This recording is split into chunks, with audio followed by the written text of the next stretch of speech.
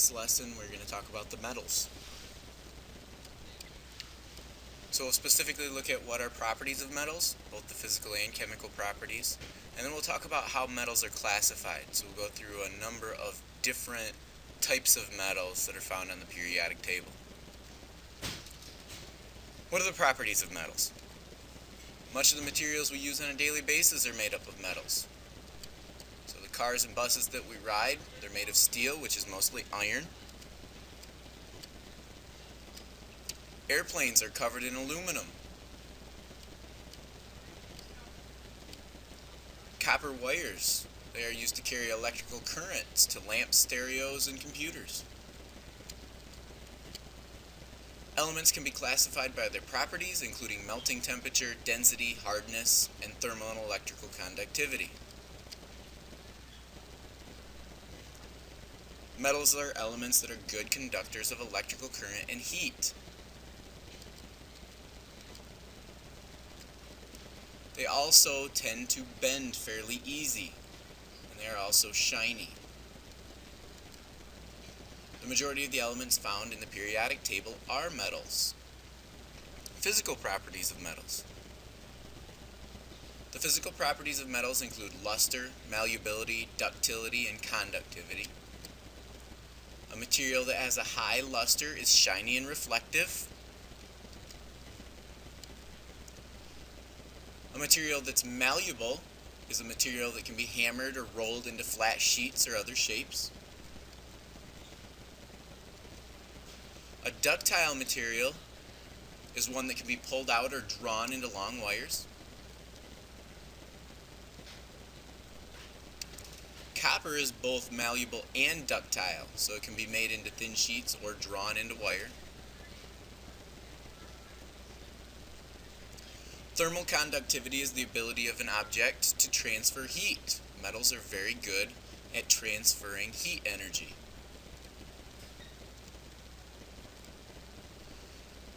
The ability of an object to carry electrical current is called electrical conductivity.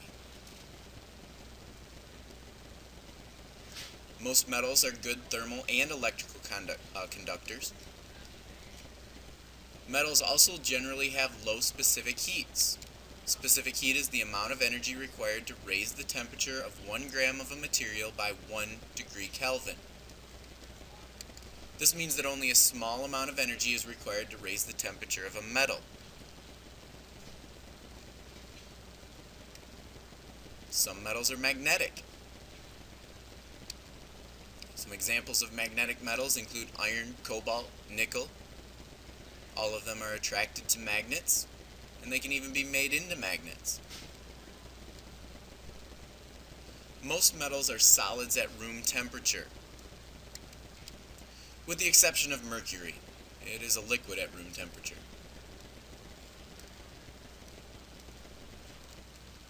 Chemical properties. The ease and speed with which an element combines or reacts with other substances is called reactivity.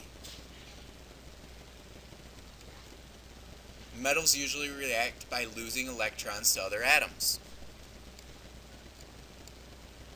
Some metals are extremely reactive. So, for example, sodium reacts strongly with water. So do a number of other metals that are found in that same group.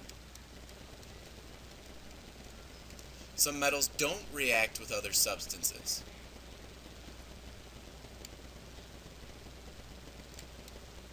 So, for example, gold and platinum, they don't react easily with other substances.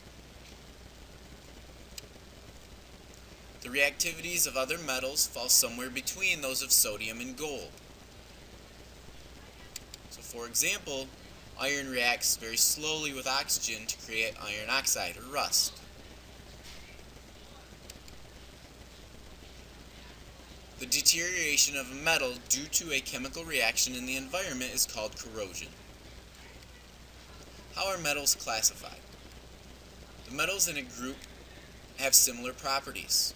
Properties within a group change gradually as you look across the periodic table. So, for example, the reactivity of metals tends to decrease from left to right across the table. In the periodic table, metals are classified as alkali metals, alkaline earth metals, transition metals, metals in mixed groups, and the lanthanides and actinides.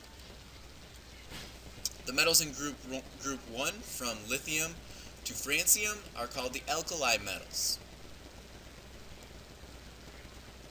These metals are the most reactive metals in the periodic table. Alkali metals are so reactive that they are never found as uncombined elements in nature. They're only found in compounds. Compounds that contain potassium are used in fireworks. In the laboratory, scientists can isolate alkali metals from the compounds. As pure uncombined elements, some of the alkali metals are shiny and so soft that you can cut them with a plastic knife. These elements have low densities and melting points. For example, sodium melts at 98 degrees Celsius and has a density of 0.97 grams per centimeter cubed, which is less than water. The alkaline earth metals. The metals of group 2 are called the alkaline earth metals. I would also like you, inside of your notes, to circle and identify each one of these groups that we're talking about. These metals are harder and denser, and they melt at higher temperatures than the alkali metals. So for example, magnesium is a hard metal that melts at 648.8 degrees Celsius. Alkaline earth metals are very reactive, though not as reactive as the alkali metals. These metals never are found uncombined in nature, just like the alkali metals. Calcium is one of the most common alkaline earth metals. Calcium compounds are essential for bone health. The elements in group 3 through 12 are called the transition metals. And again, please circle these inside of your notes and identify them as the transition metals. Transition metals include iron, copper, nickel, gold, and silver. Most of these metals are hard and shiny solids. However, mercury is a liquid at room temperature. So except for mercury, the transition metals often have high melting points and high densities. They're also good conductors of heat and electrical current, and they are also very malleable. The transition metals are less reactive than the metals in group 1 and 2. So when iron reacts with oxygen to form rust, it sometimes takes many years for that reaction to complete. Metals in mixed groups. Bicycle frames are often made out of aluminum because it is durable and light. Aluminum is in group 13 of the periodic table. Only some of the elements in groups 13 through 16 are metals. Other metals in these groups that you may be familiar with are tin and lead. A tin coating over top of steel forms a corrosion-resistant barrier, so it helps to keep iron from rusting. It's put over top of aluminum cans, or not aluminum cans, but iron cans. Lead was once used in paints and water pipes. It is no longer used in this way because it was found to be poisonous. We do, however, still use it in the shot of shotguns, shotgun bullets, and also for sinkers, weights for fishing. One of the most common uses for lead currently is in automotive batteries. Lanthanides and actinides. Two rows of elements that are placed below the main part of the periodic table. These are the lanthanides and actinides. And again, please circle those and identify them in your notes. The elements in the top row are the lanthanides. Compounds containing neodymium, which is a lanthanide, are used to make laser light. These lasers are used for surgery, for cutting metals, and in laser rangefinders. The elements below the lanthanides are called the actinides. Many of these elements are not found in nature but are made artificially in laboratories. And then finally, the transuranium elements. Elements that follow uranium in the periodic table are transuranium elements. Again, please circle these inside of your notes. These elements are made or synthesized when nuclear particles are forced or crashed into one another.